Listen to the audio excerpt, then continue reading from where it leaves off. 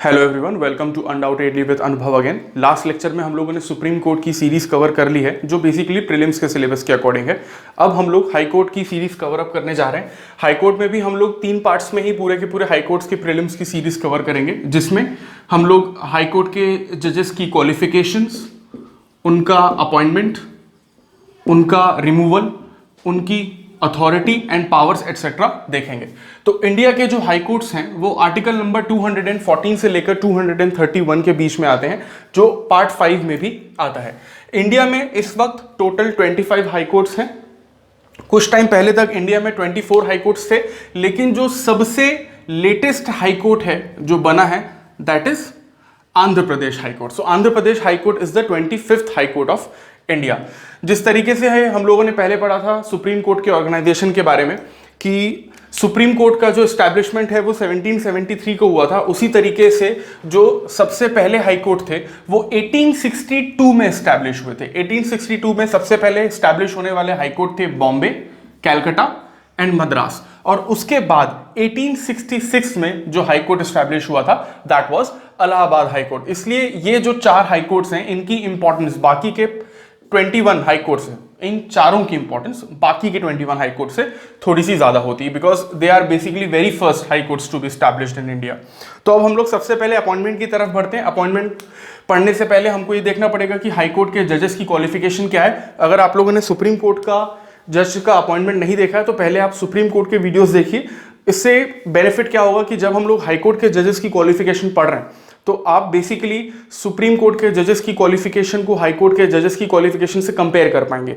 High court के जजेस की जो अपॉइंटमेंट है वो काफी हद तक सुप्रीम कोर्ट के जजेस की अपॉइंटमेंट की तरह ही होती है। सो जब आप किसी भी 2 टॉपिक को जो एक ही चैप्टर से रिलेटेड हो अगर कंपेयर करके पढ़ते हैं तो काफी बेनिफिशियल होता है। So please first watch the Supreme Court series, then come to the high court series. So now will see कि जो हाई कोर्ट के जजेस हैं उनका क्वालिफिकेशन क्या है। नंबर 1 ऑब्वियसली इंडियन सिटीजनशिप होनी चाहिए उनके पास। नंबर 2 या तो वो किसी भी डिस्ट्रिक्ट लेवल कोर्ट में जज होने चाहिए 10 साल तक। That means he should have the experience of being a जज at the district level court. District level court 2 parts में डिवाइडेड होते हैं, डिस्ट्रिक्ट कोर्ट और सेशन कोर्ट, जिसे हम लोग जिला न्यायालय या सत्र न्यायालय कहते हैं। इसके बारे में हम बाद में पढ़ेंगे।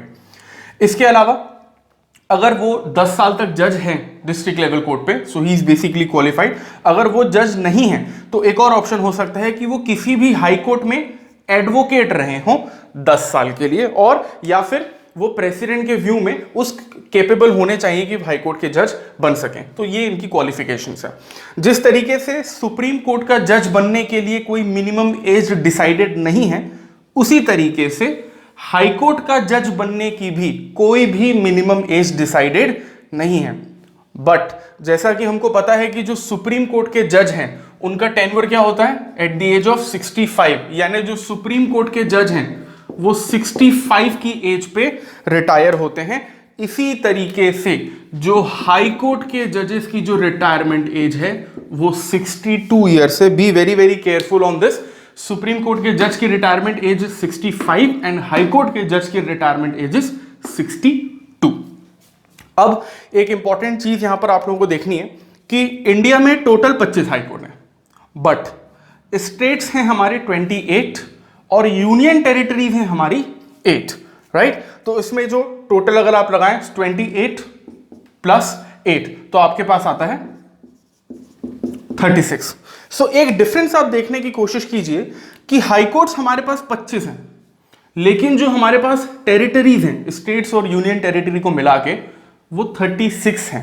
यानी हाई कोर्ट्स कम है और जो ज्यूरिसडिक्शन का जो लिमिट है वो ज्यादा है। दैट मींस एक हाई कोर्ट के अंडर एक से ज्यादा ज्यूरिसडिक्शन अथॉरिटी भी आ सकती है। फॉर एग्जांपल अगर हम बात करें बॉम्बे हाई कोर्ट की, तो बॉम्बे हाई कोर्ट एक ऐसा हाई कोर्ट है जो महाराष्ट्र की ज्यूरिसडिक्शन को भी हैंडल करता है, जो गोवा की ज्यूरिसडिक्शन को भी हैंडल करता है, जो दमन एंड दीव एंड दादरा नगर हवेली की ज्यूरिसडिक्शन को भी हैंडल करता है। तो एक कोर्ट के पास एक से ज्यादा स्टेट्स की ज्यूरिसडिक्शन हो सकती है। तो ये हमने कब डिसाइड किया कि एक हाई कोर्ट के पास एक से ज्यादा स्टेट या यूटी की ज्यूरिसडिक्शन हो सकती है?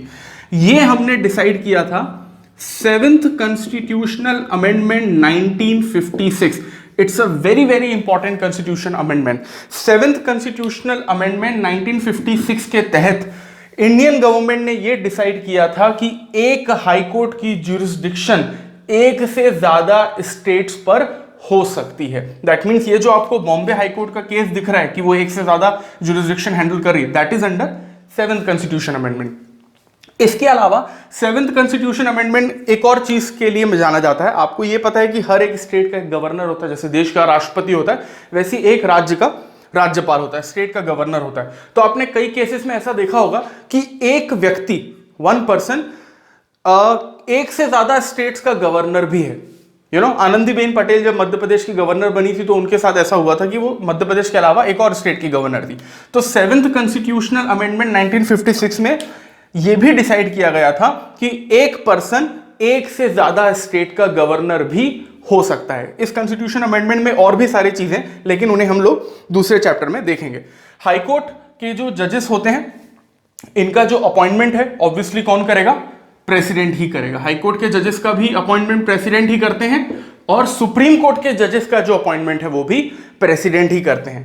लेकिन सुप्रीम कोर्ट के जजेस को शपथ कौन दिलवाता है? Oath and affirmation, president. लेकिन जब हम हाई कोर्ट की बात करते हैं तो जो हाई कोर्ट के जो जजेस होते हैं उनको जो ओथ दिलवाने का काम है, जो शपथ दिलवाने का काम है, वो उस स्टेट के गवर्नर करते हैं, जो आर्टिकल नंबर 219 के अंडर आता है। सो ये एक बेसिक इंट्रोडक्शन था इस स्लाइड का। अब नेक्स्ट स्लाइड में हम लोग ये देखेंगे कि हाई कोर्ट के जो जजेस होते हैं उनकी अपॉइंटमेंट किस तरीके से होती है। सो इस स्लाइड में हम लोग अब ये देखेंगे कि हाई कोर्ट के जो जजेस की अपॉइंटमेंट है वो किस तरीके से होती है। हाई कोर्ट की जजेस की अपॉइंटमेंट देखने के लिए again I am telling you कि आप सुप्रीम कोर्ट के जजेस की अपॉइंटमेंट प्लीज एक बार देखिए, क्योंकि जो सुप्रीम कोर्ट के जजेस की अपॉइंटमेंट में हम लोगों ने जज केसेस पढ़े थे 1982, 1993 और 1998, उन 3 जज केसेस में से जो 2 जज केस हैं वो यहाँ पर फिर से रिपीट होंगे। जब हम लोग सुप्रीम कोर्ट के जजेस का अपॉइंटमेंट पढ़ रहे थे तब हम लोगों ने फर्स्ट जज केस ऑफ 1982 से शुरू किया था, बट हाई कोर्ट के जजेस के अपॉइंटमेंट के लिए हम लोग सेकेंड जज केस ऑफ 1993 से शुरू करेंगे।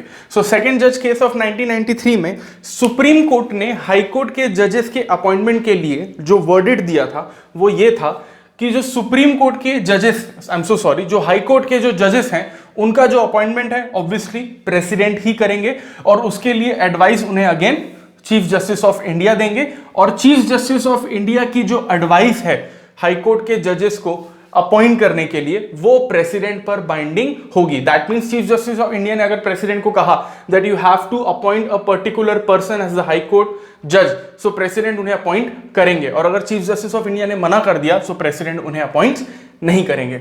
अब इस फर्स्ट सेकेंड जज केस को थोड़ा सा इंप्रोवाइज किया गया था 1998 में, जिसे हम लोग थर्ड जज केस के नाम से जानते हैं। थर्ड जज केस में यह कहा गया था कि जो अपॉइंटमेंट है ऑब्वियसली प्रेसिडेंट ही करेंगे, हाई कोर्ट के जज का एडवाइस भी again obviously Chief justice of India ही देंगे और उनकी एडवाइस प्रेसिडेंट पर बाइंडिंग भी होगी। ये सेम रखा गया, बट इसमें एक चीज ऐड की गई कि ये जो Chief justice of India advice दे रहे हैं वो सोल एडवाइस नहीं होगा चीफ जस्टिस ऑफ इंडिया का। That means Chief justice of India president को एडवाइस देने से पहले सुप्रीम कोर्ट के 2 सीनियर मोस्ट जजेस से भी एडवाइस लेंगे। रिवाइज दिस, थर्ड जज केस ऑफ 1998, हाई कोर्ट के जजेस का अपॉइंटमेंट प्रेसिडेंट करेंगे, प्रेसिडेंट को जो एडवाइस है वो चीफ जस्टिस ऑफ इंडिया देंगे जो प्रेसिडेंट पर बाइंडिंग होगी, और chief justice of India president को एडवाइस देने से पहले सुप्रीम कोर्ट के 2 सीनियर मोस्ट जजेस से भी बात करेंगे। इसमें एक और चीज आपको ऐड करनी होगी, वो एक पॉइंट मैंने इस सेंटेंस में इसलिए ऐड नहीं किया है क्योंकि वो हमेशा से ही इन्वॉल्व था, वो जज केस में नहीं था। सो ये अपॉइंटमेंट प्रोसेस तो है ही, बट इसमें president, chief justice of India, supreme court के सीनियर मोस्ट जज के साथ साथ एक और पर्सन से एडवाइस लेता है, that is governor of that state. For example, अगर मध्य प्रदेश के हाईकोर्ट में किसी हाईकोर्ट के जज की अपॉइंटमेंट हो रही है तो इन लोगों से तो एडवाइस ली ही जाएगी, लेकिन जो मध्य प्रदेश के गवर्नर हैं उनसे भी एडवाइस ली जाएगी। अब एक और चीज इसमें ऐड करते हैं, अगर कोई भी एक हाईकोर्ट है, जिस तरीके से सुप्रीम कोर्ट में चीफ जस्टिस होते हैं उसी तरीके से हर हाईकोर्ट में भी चीफ जस्टिस होते हैं, तो अगर किसी चीफ जस्टिस की अपॉइंटमेंट हो रही है तो सेम प्रोसेस रहेगी, president, chief justice of India, 2 supreme court के सीनियर मोस्ट जज, and governor of that state.